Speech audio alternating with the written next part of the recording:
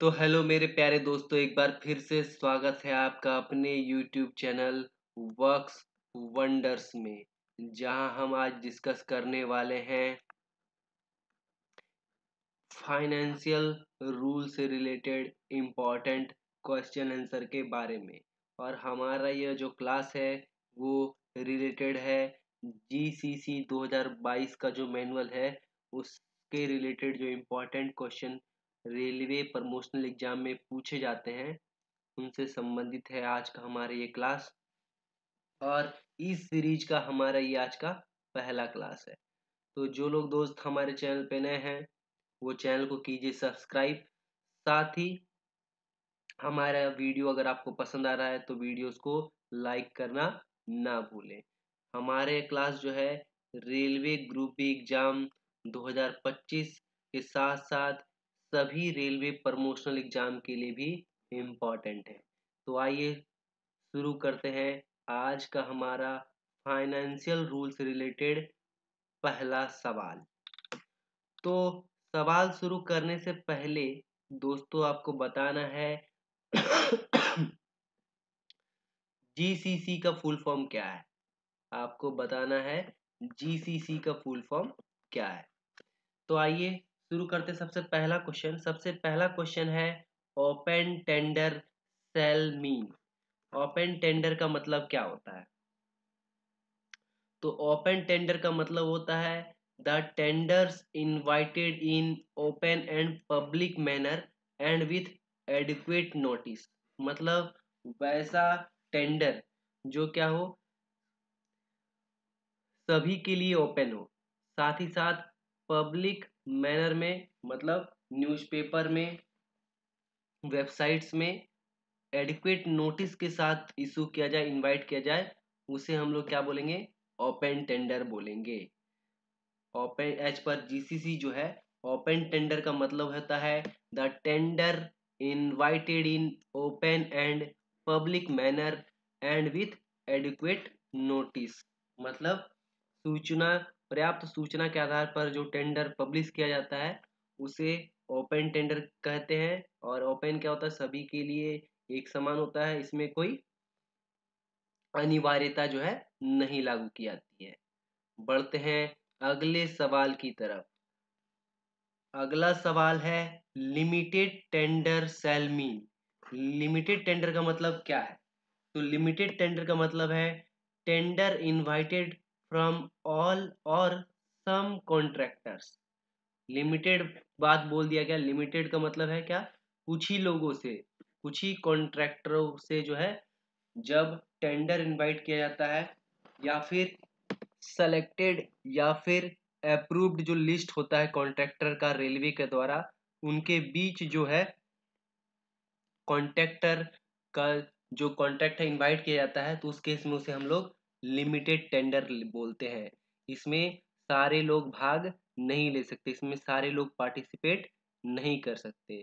तो limited tender shall mean tender invited for all or some contractors on the approved or selected list of contractors with the railway। बढ़ते हैं अगला सवाल। अगला सवाल है कॉन्ट्रैक्टर्स ऑथराइज्ड इंजीनियर शैल mean. Contractor के द्वारा जो ऑथराइज कॉन्ट्रैक्टर का जो ऑथराइज्ड इंजीनियर होगा उसका मतलब कौन है? तो उसका मतलब है अ ग्रेजुएट इंजीनियर और equivalent having more than 3 years of experience in the relevant field of construction work involved in the contract duly approved by the engineer। तो जीसीसी के अनुसार जो कॉन्ट्रैक्टर्स ऑथराइज इंजीनियर होगा, कॉन्ट्रैक्टर के द्वारा authorise engineer कौन हो सकता है? जिसके पास एक तो ग्रेजुएट डिग्री हो या उसके समकक्ष हो या उसके इक्विवेलेंट हो, साथ ही साथ मोर देन 3 इयर्स का एक्सपीरियंस हो उसके पास उस रिलेटिव फील्ड में। मोर देन 3 इयर्स का एक्सपीरियंस हो, मोर देन 3 इयर्स का एक्सपीरियंस हो, उसे ही कॉन्ट्रैक्टर का ऑथराइज इंजीनियर माना जाएगा एज पर जीसीसी। बढ़ते हैं अगले सवाल की तरफ। अगला सवाल है bill of quantities shall mean. Bill of quantities का मतलब क्या है? तो इसका मतलब है शेड्यूल ऑफ आइटम, जो भी शेड्यूल ऑफ आइटम्स हैं included in the tender document, निविदा पत्र में जो भी शेड्यूल ऑफ आइटम जो है सूचीबद्ध है, वही सब आइटम के रिस्पेक्ट में जो क्वांटिटीज है, जितनी क्वांटिटीज है, वो सब आइटम के क्वांटिटीज में जितनी सामग्री के अगेंस्ट में जितने हैं, जैसे मान लीजिए अगर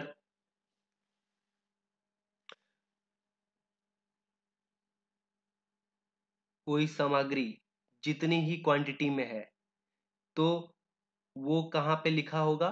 टेंडर डॉक्यूमेंट में लिखा होगा। एज पर टेंडर डॉक्यूमेंट के अनुसार जो होगा, जितना शेड्यूल ऑफ आइटम होगा, जितने नंबर में होगा, उसी को हम लोग क्या बोलेंगे? बिल ऑफ क्वांटिटीज बोलेंगे, बिल ऑफ क्वांटिटीज बोलेंगे। बढ़ते हैं अगले सवाल की तरफ। अगला सवाल है USSOR means. As per GCC जो है, USSOR का मतलब क्या है? तो USSOR का मतलब है unified standard schedule of rates of the railway. क्या मतलब है? Unified standard schedule of rate of the railway.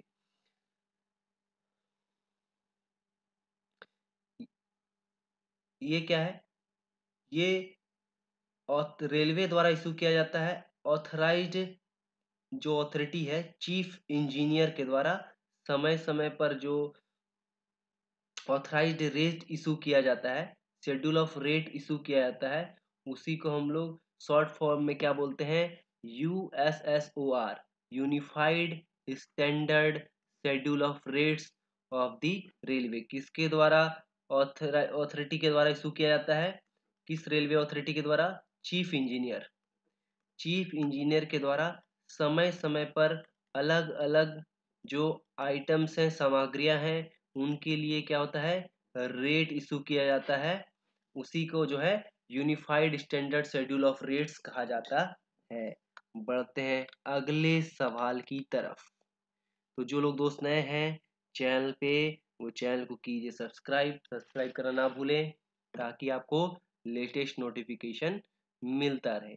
और आज का सबसे महत्वपूर्ण सवाल क्या है? The bid security.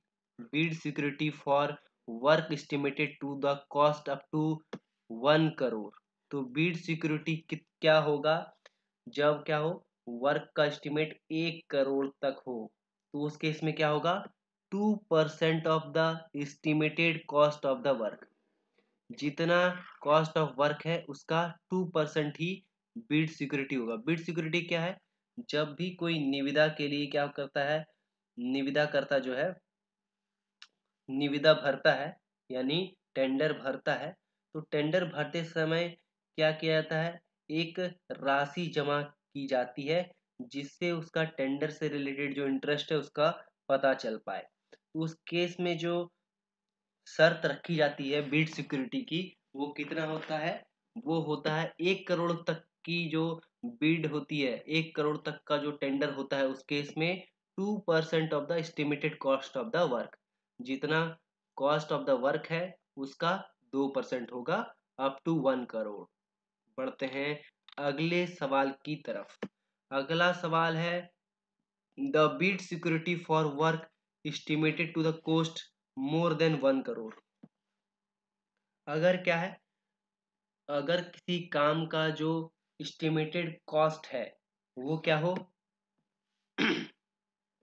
1 करोड़ से ज्यादा हो, 1 करोड़ से ज्यादा हो, तो उस केस में बिड सिक्योरिटी जो होगा वो कितना होगा? तो उस केस में बिड सिक्योरिटी होगा 2 lakh plus 0.5% of the axis of the estimated cost of work beyond 1 crore. मतलब पहले तो अगर 1 करोड़ से ज्यादा होगा तो 2 लाख तो लगेगा ही। मान लीजिए 1 करोड़, फिर क्या है, 1 करोड़ 40 लाख है, तो उस केस में 2 लाख तो होगा ही, प्लस क्या होगा? 40 लाख का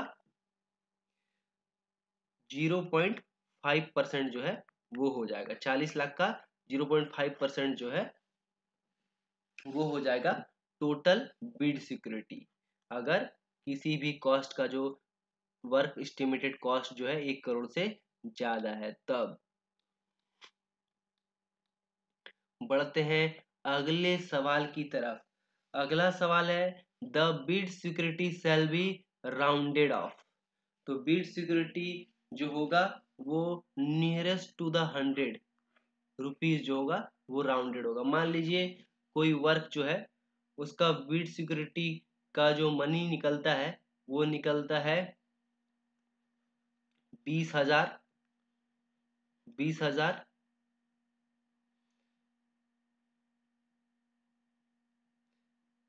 20,080 रुपए। ठीक है, अगर कोई बिड सिक्योरिटी का जो वैल्यू आता है, वर्क एस्टिमेटेड का जो वैल्यू आता है, मान लीजिए 20,080 रुपए आता है, तो उस केस में ये क्या हो जाएगा 20,100 हो जाएगा। ये क्या होगा 20,100 रुपए हो जाएगा, क्योंकि ये राउंडेड क्या होता राउंडेड ऑफ होता है नियरेस्ट टू द 100 के नियरेस्ट में जो है राउंडेड ऑफ किया जाता है बिड सिक्योरिटी को। बढ़ते हैं अगले सवाल की तरफ। अगला सवाल भी पूछा गया है बिड सिक्योरिटी से। Bid security for startup shall be. तो जितने भी स्टार्टअप हैं उनके लिए जो बिड सिक्योरिटी होगा वो कितना होगा। तो बिड सिक्योरिटी जो स्टार्टअप होगा उन्हें बिड सिक्योरिटी नहीं देना पड़ता है, exempted from the payment of bid security. मतलब जो जितने भी स्टार्टअप्स हैं उनके लिए बिड सिक्योरिटी जो है वो नहीं लगेगा। अब ये डिसाइडेड कौन करता है कि वो ये स्टार्टअप है कि नहीं, कोई भी कंपनी जो है वो स्टार्टअप है कि नहीं, वो कौन डिसाइड करता है, वो डिसाइड करता है DIPP। कौन डिसाइड करता है DIPP। DIPP क्या है department department of industrial policy and promotion. Department of industrial policy and promotion जो है वो डिसाइड करती है कि कोई भी कंपनी जो है स्टार्टअप है कि नहीं है।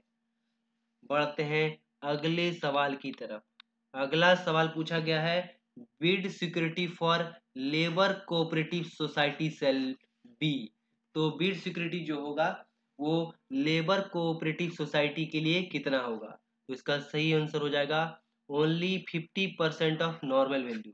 मतलब बाकी सबको जितना पैसा लगेगा उसका 50% ही, उसका आधा ही जो है लेबर कोऑपरेटिव सोसाइटी को देना पड़ेगा एज अ बिड सिक्योरिटी। मान लीजिए नॉर्मल केस में 20,000 लगता है किसी काम का बिड सिक्योरिटी, किसी काम का टेंडर भरने के टाइम में जो बिड सिक्योरिटी मनी लगेगा वो 20,000 रुपये लगेगा।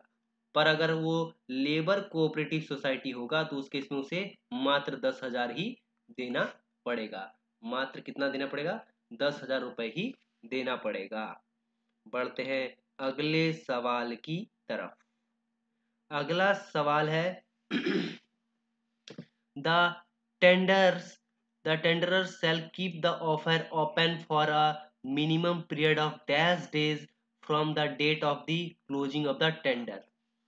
तो जो टेंडरर है, जो निविदा करता है, जो निविदा जारी करता है, जो टेंडर जारी करता है, वो क्या करेगा कितने दिनों तक, मिनिमम कितने दिनों तक जो है टेंडर को खुला रखेगा from the date of the closing of the tender. तो दोनों के बीच का टाइम जो होना चाहिए 60 डेज होना चाहिए। मिनिमम जो होना चाहिए 60 डेज होना चाहिए। बढ़ते हैं अगले सवाल की तरफ। अगला सवाल है इन केस ऑफ क्या है two packet system of tendering. In case of two packet of system of tendering the tender shall be keep the offer open for a minimum period of dash days. अगर कोई tender जो होगा वो to packet system tendering होगा तो उस case में उसे 90 दिनों तक खुला रखना पड़ेगा। 90 दिनों तक कोई भी उसमें टेंडर भर सकता है। 90 दिन नॉर्मल केस में, ओपन टेंडर में नॉर्मल केस में 60 दिनों तक का टाइम रहता है टेंडर भरने का। अगर टू पैकेट सिस्टम टेंडरिंग रहेगा तो उस केस में 90 दिनों तक का टाइम रहता है from the date of the closing of the tender.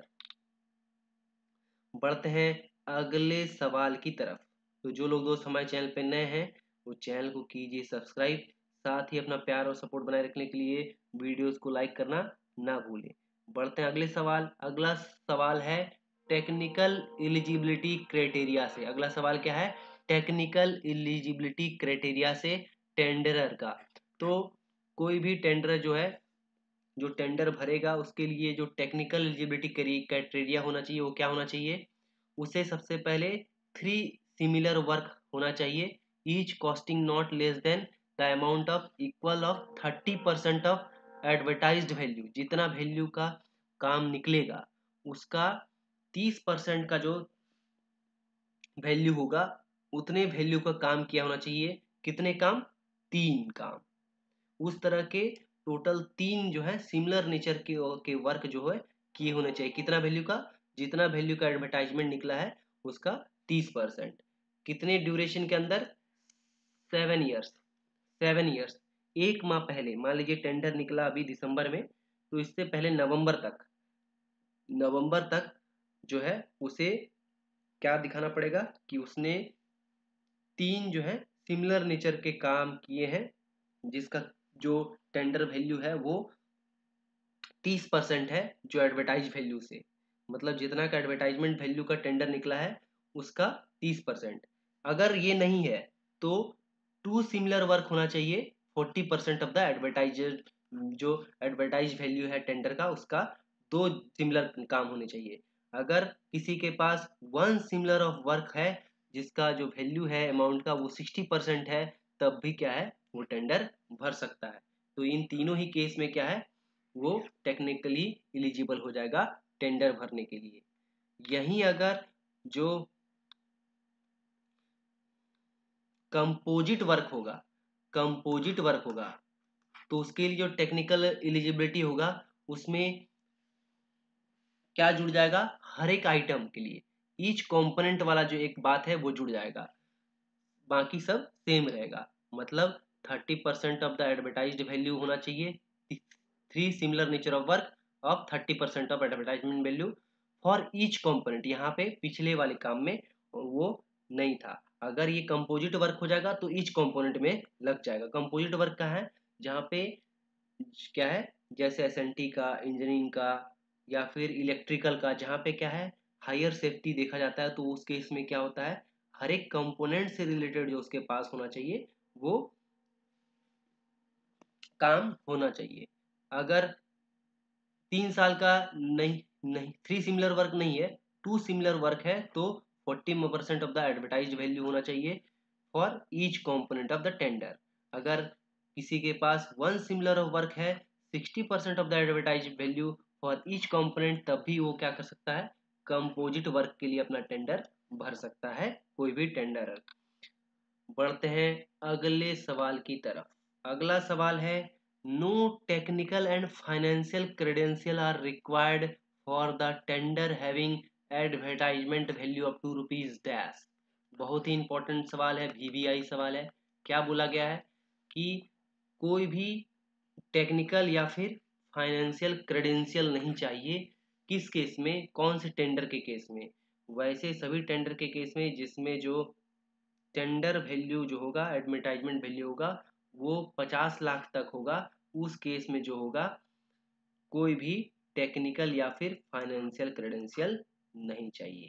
तो थैंक यू दोस्तों, होप आपको हमारा ये वीडियो सीरीज जो है वो पसंद आया है। मिलते हैं नेक्स्ट वीडियो में, तब तक के लिए धन्यवाद।